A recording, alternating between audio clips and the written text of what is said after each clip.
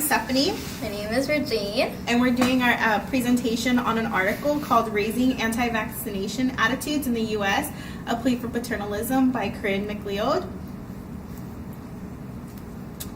Okay, so here's our overview. Basically, this article was written because in 1998, Dr. Andrew Wakefield made an article, or published an article that linking vaccines to autism, and this caused a lot of people to not vaccinate their children. There was a decline in vaccinations throughout the time, and later it was justified that he falsified his information.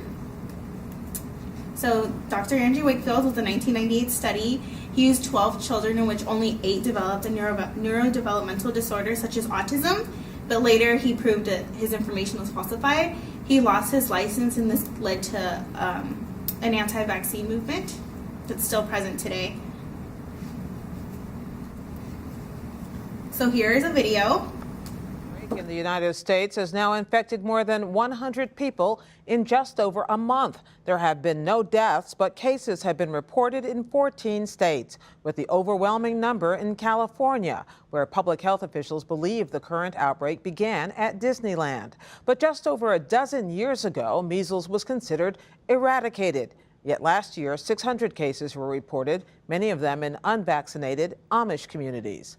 Skepticism about the usefulness of vaccines has long been gathering steam in some circles. For a look at what started it all, we bring you part of a piece by Retro Report, a nonprofit news organization whose documentaries are distributed by the New York Times. The narrator is Zachary Green of NewsHour Weekend.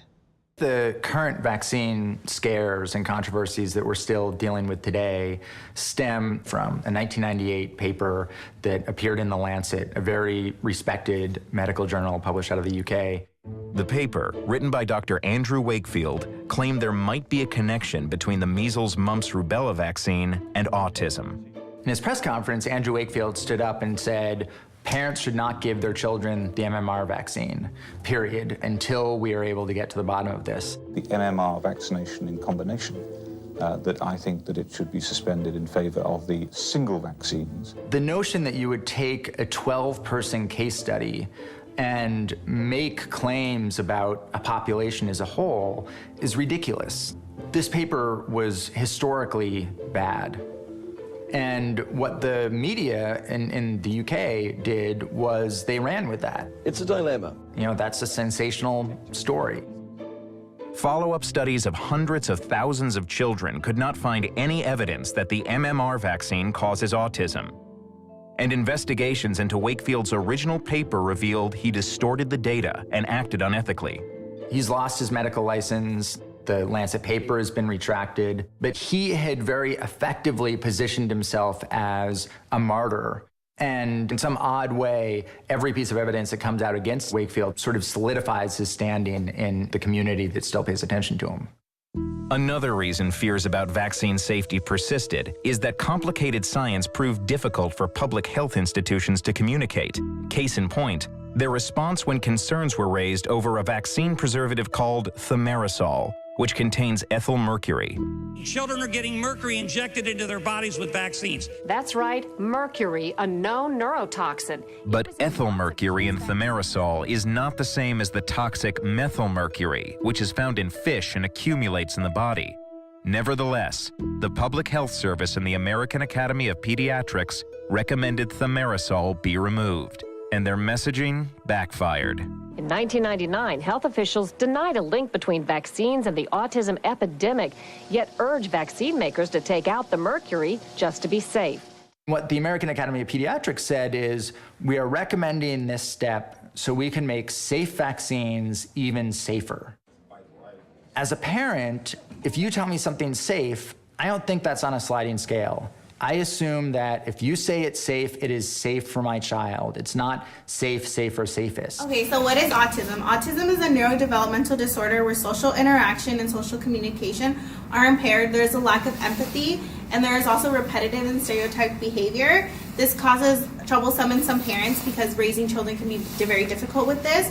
However, this is what Dr. Andrew Wakefield said, that autism was linked with the MMR.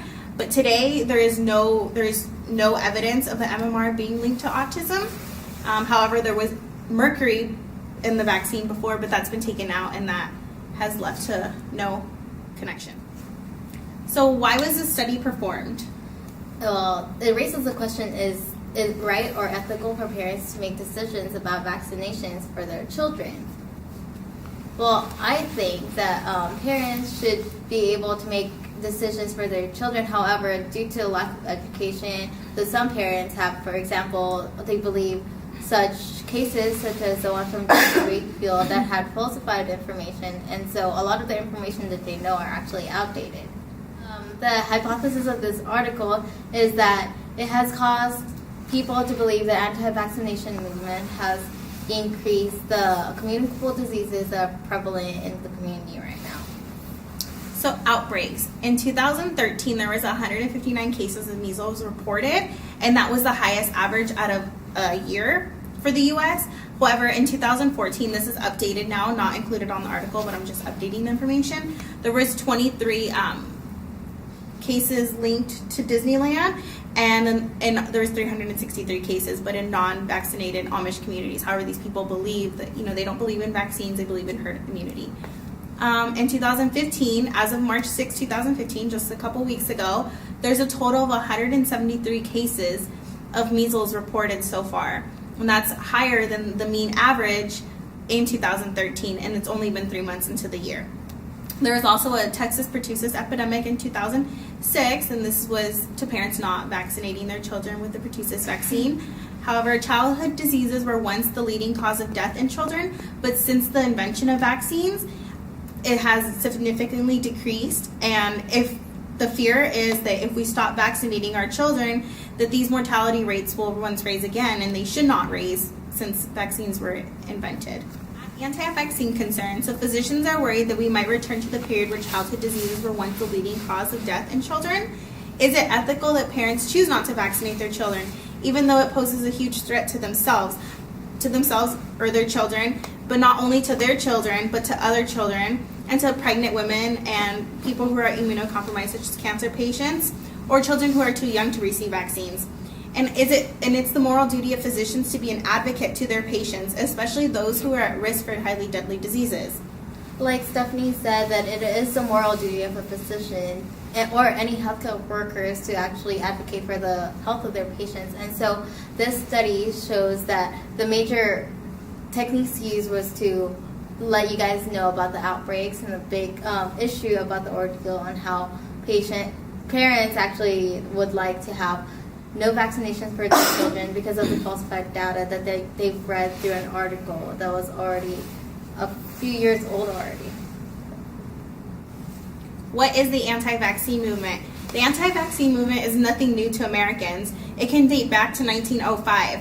But we do have the Anti-Vaccination League of America, which is dated back to way back when. And as quoted, I'll say, the Anti-Vaccine League of America was founded to promote the universal acceptance of the principle that health is in nature's greatest safeguard against disease, and there is no state that the state has the right to demand anyone the impairment of his or her health. So these right here are the cases that support advocacy for anti-vaccination movement.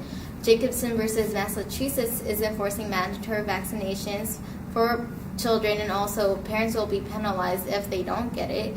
And in 1944, Prince versus Massachusetts, parents can make choices for their children. However, the doctor needs to be a positive advocate for giving vaccinations because it is what causes an increase in immunity in the children, especially because they're still growing and developing. And with Zook versus King in 1922, a child from Texas was actually taken out of school just because he was sick and they didn't want to have an outbreak of a communicable disease. He wasn't vaccinated, so he was taken out of school due to that reason.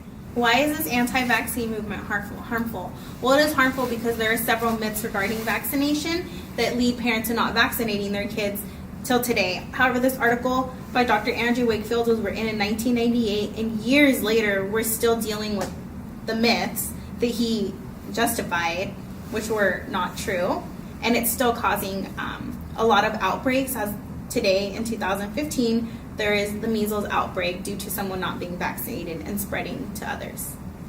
And this is also harmful because of the outbreak of preventable diseases that if only parents didn't hear about falsified information, they would still be able to, they would still educate themselves that vaccination is actually needed to increase the antibodies in their child's immunity. And regression of medical advancement is also one of the harmful effects of anti-vaccination movement, because if you think about it, after all the diseases that had cost millions of lives, they had created vaccines to lower these. And due to that article that was made by Dr. Andrew Wakefield, it means that there was a decline of people who was getting vaccinated, and there was an outbreak of a lot of diseases that would have been preventable. So these are the arguments that make anti-vaccination movements more feasible for parents. Is because they say that vaccines cause autism, although there were these are parents that are not educated on the recent articles that actually came out, because they still base it on the data that was made by Dr. Wakefield. And some parents that it says that it's their choice whether or not to vaccinate their children, because they believe that because of this herd immunity, they believe that because some people are sick around them, it creates kind of like a protective layering around people that are not sick. Vaccine overload and the immune system is that they say that a child's body cannot handle it. However, that is not true, because a child's body is still adapting and still growing, and so this actually helps their body create more antibodies when they're injected with a vaccination. While natural immunity versus immunization, studies shows that there is no difference between adding vaccination and immunization. Now here is a picture of this is Jim Carrey and Jenny McCarthy and their son, and they're pro anti-vaccines because their son developed autism, which they believe was caused by vaccines. And a lot of people who tend to believe celebrities versus doctors, usually like minorities, like I know Hispanics, myself, a lot of Hispanics do not believe doctors. They would want to believe somebody else. So most people would want to follow their example instead of actually listening to a medical professional. Why is vaccination more than autonomy? Well, let's talk about vaccines and life-saving procedures. Some people will argue, like Jehovah's Witnesses, who refuse blood transfusion, which is a life-saving procedure, and then people who refuse vaccines because it causes autism, not because of a religious belief. And it's not equally the same. You should be vaccinating your children to prevent diseases. Now, the refusal of vaccines can lead to disability and death. For example, the polio vaccine, ever since the invention of polio, the mortality rates have dropped due to polio, and disabilities have been prevented. A lot of people do not have the same disabilities as back then. Now, the measles is the leading cause of childhood mortality, and it can continue to still be the leading cause if people do not vaccinate. For example, we're in this epidemic of measles right now. Now, benefits outweigh the risks of vaccines. That's why the AVLA, the Anti-Vaccination League, has kind of died out, because people are starting to do the research a little bit better, and the benefits are starting to outweigh the risks. Now, unvaccinated children can spread to others who are immunocompromised. Would you want your child going to school with other people who are infected who are not vaccinated and can potentially spread the infection to your child? Now, 1 in every 200 cases of polio can lead to irreversible paralysis.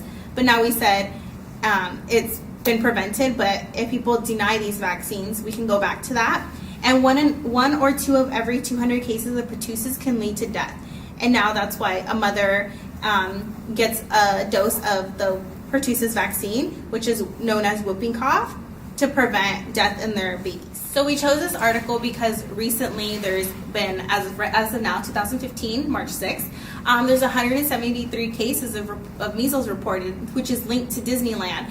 In 2014, cases were relatively high due to non-vaccinated Amish communities, as we spoke earlier in the presentation, and there was 383 cases. There was also 23 cases of measles reported from the Disneyland, which is still led on till today. And this is a nationwide epidemic that's occurring.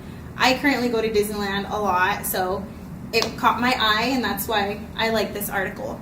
And also, because it is becoming an epidemic, I believe that parents are using vaccinations as a scapegoat into like why they should Not stop. vaccinate. Yeah.